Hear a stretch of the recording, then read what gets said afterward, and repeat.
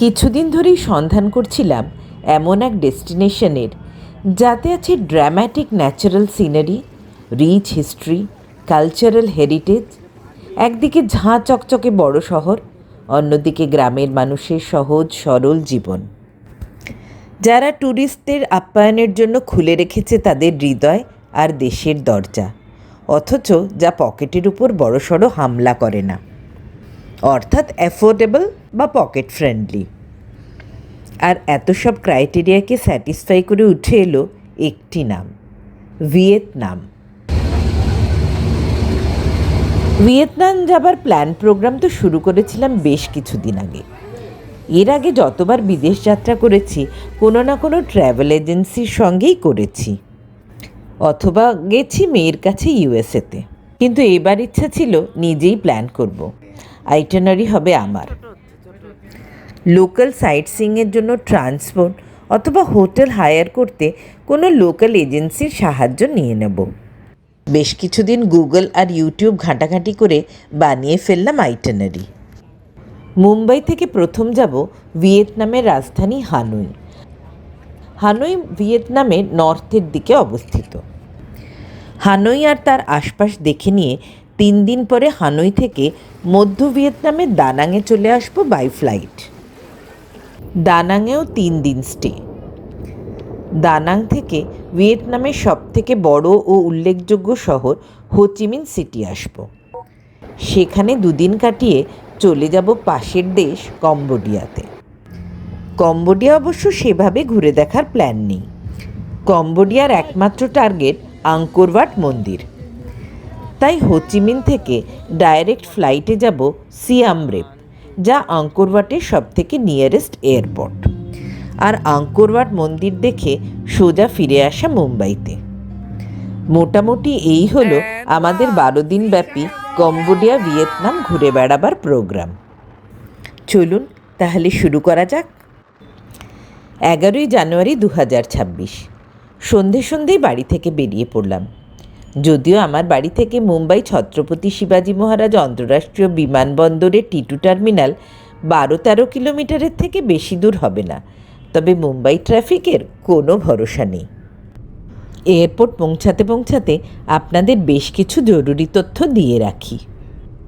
আমি যোগাযোগ করেছিলাম ভিয়েতনামের একটি ট্র্যাভেল সংস্থা vietnamtours.in-এর সঙ্গে। নাম শুনেই বুঝতে পারছেন নিশ্চয়ই যে এটি ভিয়েতনাম বেসড একটি ট্র্যাভেল এজেন্সি, যারা মেনলি ইন্ডিয়ানদের জন্য ভিয়েতনাম ট্যুর অর্গানাইজ করে। এরাই আমাদের জন্য লোকাল ট্রান্সপোর্ট আর হোটেল অ্যারেঞ্জ করে দিয়েছে। ভিয়েতনামের ভিসা কিভাবে নেবেন জেনে রাখুন। সঙ্গে রাখুন পাসপোর্ট, ফটোগ্রাফ, হোটেল বুকিং আর টিকিট বুকিংয়ের ডিটেল। ভিয়েতনামের জন্য নিতে হয় ই ভিসা। আমরা 3 সপ্তাহ আগেই ভিয়েতনামের অফিসিয়াল অনলাইন ই ভিসা ওয়েবসাইটের থ্রু দিয়ে ই ভিসার জন্য অ্যাপ্লাই করি। ফরম্যাটটি খুবই সিম্পল আর ছোট। আপনাকে পাসপোর্ট আর একটা ফটো আপলোড করতে হবে। তাছাড়া দিতে হবে কিছু পার্সোনাল ডাটা, যেমন আপনার নাম, আপনার প্রেজেন্ট ও পার্মানেন্ট অ্যাড্রেস, আপনার পাসপোর্ট নাম্বার। ভিয়েতনামের লোকাল অ্যাড্রেসও চাইছে এক জায়গায়। সেখানে আমরা প্রথম যে হোটেলটিতে থাকবো হানয়ের, সেই অ্যাড্রেস ফিল আপ করেছিলাম। বাকি কিছু অপশনাল ফিল্ড আছে, সেগুলো না ভরলেও চলবে। 72 ঘন্টার মধ্যে ই ভিসা পাওয়া যায়। প্রসেসটি আমার খুবই সিম্পল আর হ্যাসেল ফ্রি বলে মনে হয়েছে। ভিয়েতনামে ই ভিসা পাবার জন্য খরচা $25। আমরা যাচ্ছি ভিয়েতনাম এয়ারলাইন্সের ফ্লাইটে। এটি direct flight from Mumbai to Hanoi. রাত 11:10 ছেড়ে হানয় পৌঁছবে লোকাল টাইম সকাল 5:25। ইমিগ্রেশন পর্ব শেষ করে লাউঞ্জে এসেছি। আমাদের সঙ্গে এবারের সঙ্গী কণিকা ও অলোকদা। আপনারা আমার আম্বলি পর্বে দেখেছেন এদের। সেই পর্বটি দেখে না থাকলে তার লিঙ্ক ডেসক্রিপশন বক্সে দেওয়া থাকবে। টিটু টার্মিনালের লাউঞ্জে ব্রেকফাস্টই হোক বা মেন মিলই হোক, সবসময় যথেষ্ট খাবার অপশন থাকে।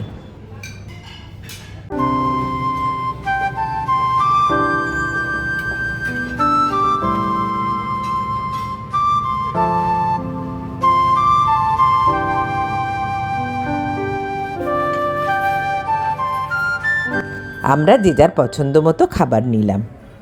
বাঙালির মিষ্টির ঝোঁক চিরকালীন, সবাই প্লেট ভরে ভরে ডেসার্ট নিয়েছি। full of guilty conscience. Full of Guilt. Guilt, একদমই মনে রেখো না। It should be full of pleasure. 77 number gate থেকে আমাদের ফ্লাইট। ভিয়েতনামের কারেন্সি সম্বন্ধে আপনাদের কিছু জানিয়ে রাখি। ভিয়েতনামের কারেন্সি ডং। ভারতীয় 1 টাকার বিনিময়ে পাওয়া যায় 292 ডং। বুঝতেই পারছেন ভিয়েতনামের কারেন্সির ভ্যালু খুবই কম। ভিয়েতনাম যাবার সময় এখান থেকে ডং জোগাড় করা দুঃসাধ্য, তাই বেস্ট হলো ইউএসডি বা ইউরো ক্যারি করা। ভিয়েতনামে ইউএসডি বা ইউরোর ভালোই রেট পাবেন। 1 ইউএসডিতে প্রায় 26,400 ডং পাওয়া যায়। আমরা ইউএসডি নিয়েছি সঙ্গে। তাছাড়া আপনি আপনার ক্রেডিট কার্ডেও ফরেন ট্রানজাকশান এনেবল করিয়ে নিতে পারেন। আর একটা অপশন হলো প্রি লোডেড ফরেক্স কার্ড নেওয়া। এই কার্ডেও আপনি ইউএসডি বা ইউরো প্রিলোড করে ক্যারি করতে পারেন। ফ্লাইটের সিটিং অ্যারেঞ্জমেন্ট 3-3-3, অর্থাৎ প্রত্যেক রোতে 9টি করে সিট আছে। 2টি আইলের দুপাশে 3টি আর মাঝখানে 3টি। আমাদের মাঝের সিট পড়েছিল। ওঠার কিছুক্ষণ পরেই ডিনার সার্ভ করা হলো।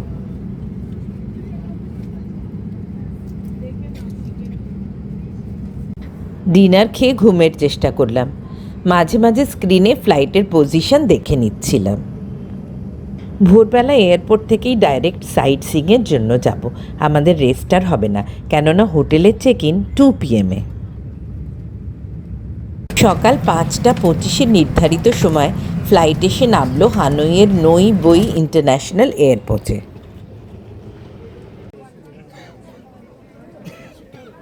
ইমিগ্রেশনে বিরাট লাইন। সে পর্ব মিটলে দেখলাম আমাদের ট্যুর গাইড হুয়ান আমাদের জন্য অপেক্ষা করছে এয়ারপোর্টের বাইরে।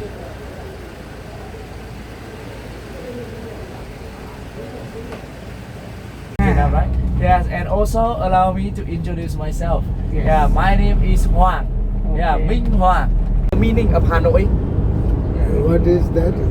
Ha. Yeah, it's very easy. That is a very easy meaning. Yeah, ha. It mean river. River. Okay. No, it mean inside. It mean that our capital is located inside a river.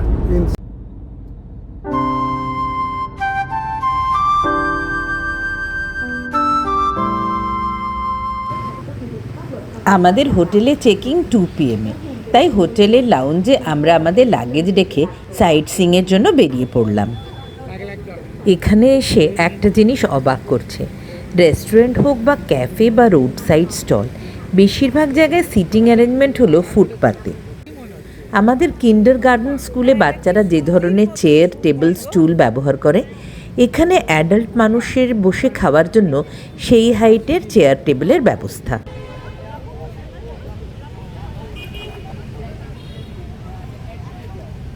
প্রথমে এলাম Hanoi সিটির historical centre Juan Kiem লেকে।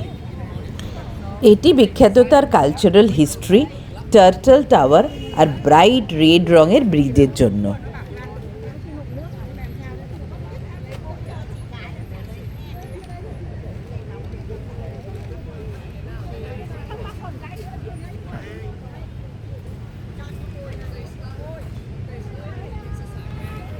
কিন্তু লেকের ধারে পৌঁছে দিনের শুরুটাই কি ছন্দময় হলো দেখুন। বয়স্ক মহিলাদের বেশ বড় একটা দল সকাল সকাল স্বাস্থ্যোদ্ধারের জন্য এই লেকের ধারে অ্যারোবিক্স করেন। সঙ্গে খাবার দাবার, মিউজিক সিস্টেম সব আছে। ওনারাই সাদরে আমাদের আমন্ত্রণ জানালেন।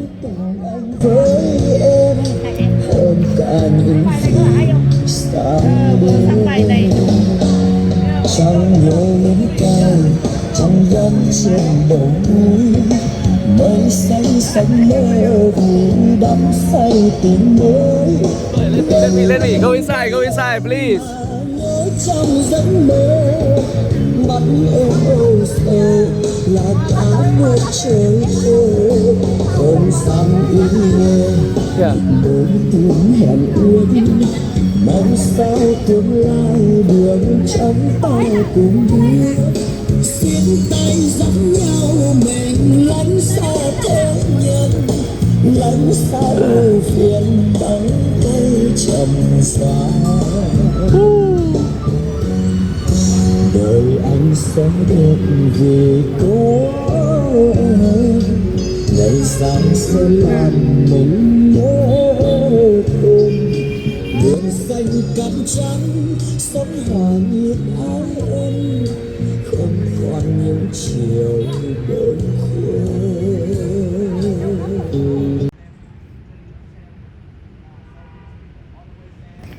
লাল ব্রিজ পার হয়ে হুয়ানকিয়েম লেকের ভিতর ছোট্ট একটা আইল্যান্ডে নগসং টেম্পল।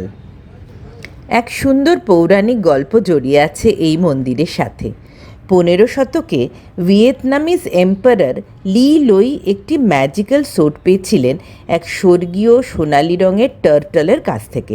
টার্টল অর্থাৎ কচ্ছপ। এই সোড বা তরবারি পেয়েছিলেন চাইনিজ মিং আক্রমণকারীদের পরাস্ত করার জন্য। পরবর্তীতে এই অঞ্চলে শান্তি বহাল হবার পর তিনি কচ্ছপটিকে সেই সোডটি আবার ফিরিয়ে দেন। সেই থেকে এই লেকের নাম হলো লেক অফ রিটার্নড সোড বা ভিয়েতনামি ভাষায় হুয়ান কিয়েম।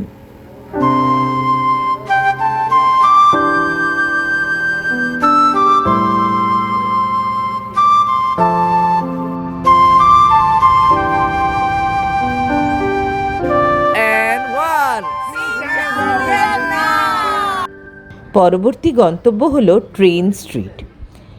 হানয়ের ওল্ড কোয়ার্টার অঞ্চলে খুবই সরু অপরিসর জায়গা দিয়ে লোকাল ট্রেন যাতায়াত করে, যার দুধারে রয়েছে প্রচুর বসত বাড়ি ও অসংখ্য ক্যাফে। ট্রেন আসার বেশ কিছুক্ষণ আগে থেকেই এই অঞ্চলে বাড়তে থাকে ট্যুরিস্টদের ভিড়। ক্যাফেগুলোতে সিটিং অ্যারেঞ্জমেন্টও একেবারে ট্রেন লাইনের গা ঘেঁষে। রেলওয়ে ট্র্যাকের মাত্র কয়েক ইঞ্চি ব্যবধানে বসে ট্রেন যাতায়াতের থ্রিলিং এক্সপিরিয়েন্স নেবার জন্যই সারা বিশ্ব থেকে মানুষ জমা হন এখানে। কোকোনাট কফি কিন্তু দারুণ লাগলো আমার।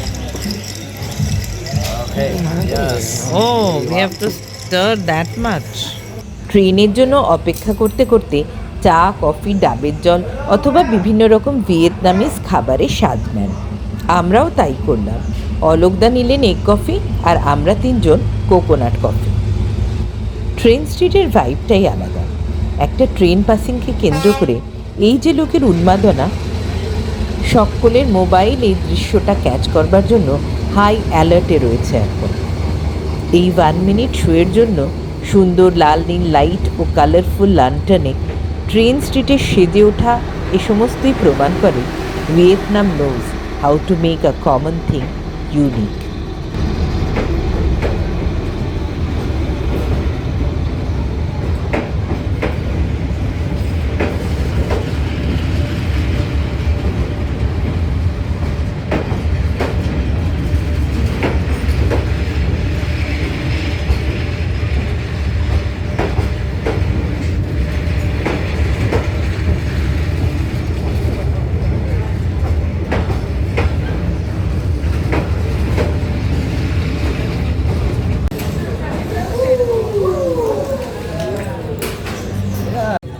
পরে নিলাম চিকেন ফো।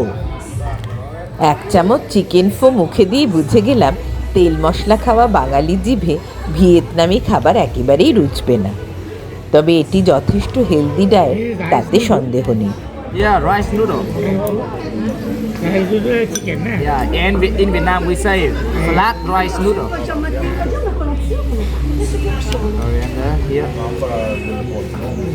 Chicken more. No, so I'll take from here. Okay.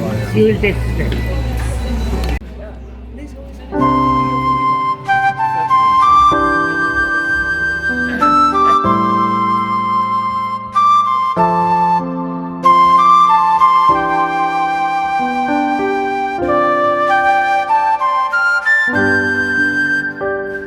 Train street থেকে ফেরার পথে ভাবছিলাম এমন তো কত জায়গায় আছে আমাদের দেশে। শুধু ট্রেন লাইনের ধারেই নয়, প্ল্যাটফর্মের নিচেও বসবাস করেন মানুষ, এমন জায়গারও অভাব নেই। তবে হায়, আমরা তাকে ট্যুরিস্ট অ্যাট্রাকশন হিসাবে গড়ে তুলতে পারিনি। এমন জায়গাও যে গাদা গাদা ডলার উপার্জন করতে পারে তা এখানে এসেই জানতে পারলাম। এখন এসেছি সিটির ওল্ডেস্ট প্যাগোডা দেখতে। প্রায় 1500 বছরের ইতিহাস এই প্যাগোডার। 6th সেঞ্চুরিতে তৈরি 11 তলার লোটাস শেপের এই প্যাগোডা হানয়ের স্পিরিচুয়াল আর কালচারাল ল্যান্ডমার্ক। ভিয়েতনামিজ ট্র্যাডিশনাল আর্কিটেকচারের সুন্দর উদাহরণ এটি।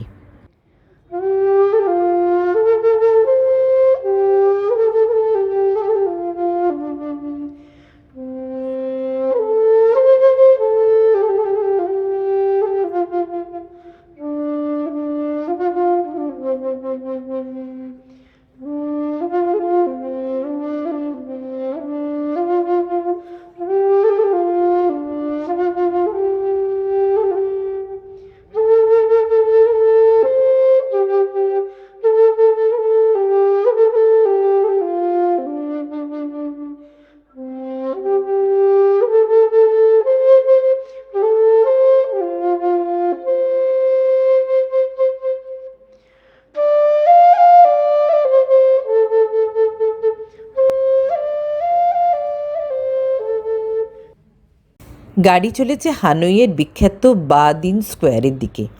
এখানেই আছে বিখ্যাত হোচিমিন মিউজিয়াম, যেখানে চিরনিদ্রায় শায়িত আছেন ভিয়েতনামের রেভলিউশনারি লিডার হোচিমিন। আর তাকে শ্রদ্ধা জানাতে প্রতিদিন অসংখ্য মানুষ আসেন এই সমাধিক্ষেত্রে।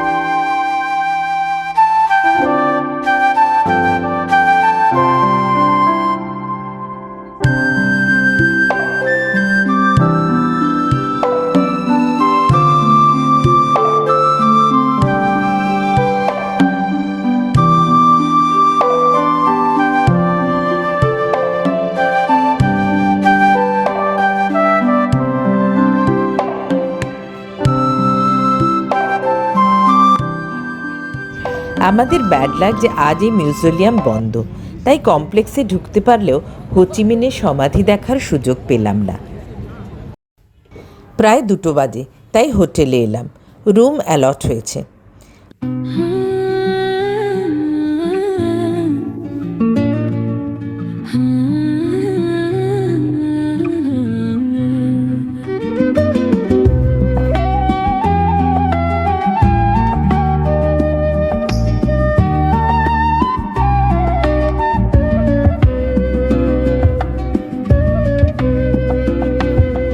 Przez doliny cienie malowane, mgła płynęła brzaskiem po ramionach brzuch. Room ও বাথরুম বেশ ছোট, তবে geyser, hair dryer, TV, intercom, water bottle, locker, fridge যাবতীয় ফ্যাসিলিটি রয়েছে কিন্তু হোটেলের রুমে। একটু বিশ্রাম নিয়ে ওয়াটার পাপেট শো দেখতে এলাম, হোটেল থেকে কাছেই।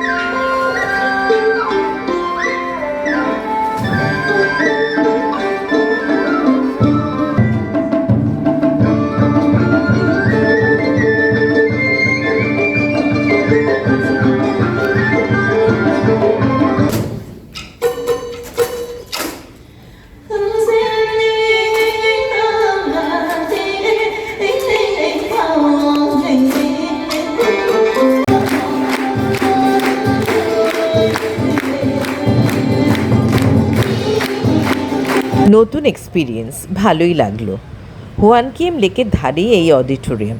রাতে হানই সিটি আর হুয়ান কিয়েম লেক দারুণ লাগছে।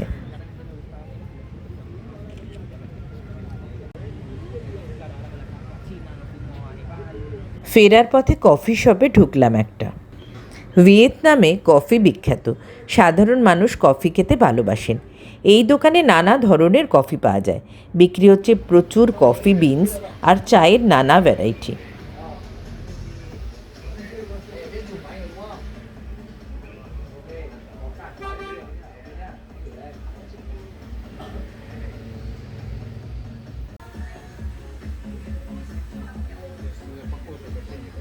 আমরা salt coffee with cream order করলাম। দারুণ টেস্ট ভিয়েতনামের কফির, ক্রমশ ফ্যান হয়ে যাচ্ছি। আজকের ইভেন্টফুল ডে এখানেই শেষ, আর তার সঙ্গে সঙ্গে আজকের ভিডিও। আমাদের ভিয়েতনাম ঘোরার গল্প নিয়ে বেশ কয়েকটি এপিসোড হবে। আজকের ভিডিওতে কেবল হানই শহর ঘোরার গল্পই রইল। কাল যাব নিনবিন আর পরশু হালংবে, সেসব গল্প থাকবে আগামী এপিসোডে। আমার ভিয়েতনাম সিরিজের লাস্ট এপিসোডে এই ঘোরাঘুরির সমস্ত খরচার যাবতীয় হিসাব আপনাদের আলাদাভাবে দেব। টোটাল খরচার হিসেব একসঙ্গে পেলে আপনারা সহজেই অনুমান করতে পারবেন যে এই ধরনের 12 দিনের একটা ট্রিপ করতে মোটামুটি কত খরচা হতে পারে। আমার প্রয়াস যদি আপনাদের ভালো লেগে থাকে তবে আমার চ্যানেলটি সাবস্ক্রাইব করুন। আপনাদের আগ্রহ আমার ভিডিও বানানোর ইচ্ছাকে বহুগুণ বাড়িয়ে দেবে। পাশে বেল আইকনটি প্রেস করলে আমি যখনই কোনো নতুন ভিডিও দেব তার নোটিফিকেশন ইমিডিয়েটলি আপনার কাছে পৌঁছে যাবে। আর সবার আগে যদি একটা লাইক দিয়ে দেন, that will make my day. খুব তাড়াতাড়ি দেখা হবে ভিয়েতনাম সিরিজের পরবর্তী এপিসোডে। ততক্ষণ পর্যন্ত খুব ভালো থাকবেন, আনন্দে থাকবেন।